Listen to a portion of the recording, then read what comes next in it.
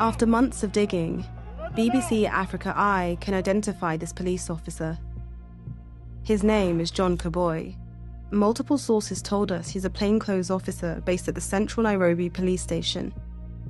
Even after the fatal shots, he could still be heard urging his colleagues forward to kill. This is the man who fired those shots into a crowd 50 meters from him.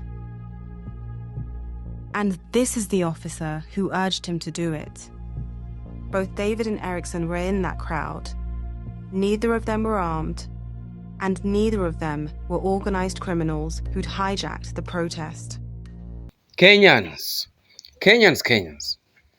I know what we do suffer from is something called amnesia. We forget so fast.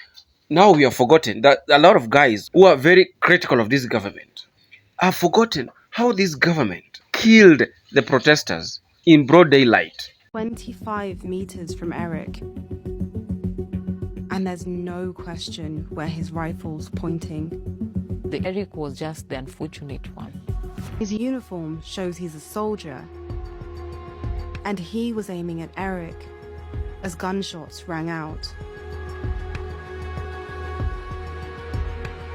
Our own KDF, these guys were used by this government to shoot innocent protesters in the streets outside the parliament building. Our evidence points to one conclusion. This soldier killed Eric Shieni as he was running away. These young youths, these young Kenyans, were brutally murdered by our police officers, our KDF, right, that we pay tax for, by our own guns that we pay tax for. Other comrades like Kasumil Makoure watched how this government murdered his fellow comrades in the streets, and now he has joined the prison worship team. Shame on you, mother. Raila Amolo Odinga and these experts, you call them, right, that joined this prison worship team. How much were you paid by the government, right? How much were you paid to betray the Kenyans? A lot of Kenyans whose loved ones were murdered during this protest have been asking a lot of questions, right, about the people behind these murders.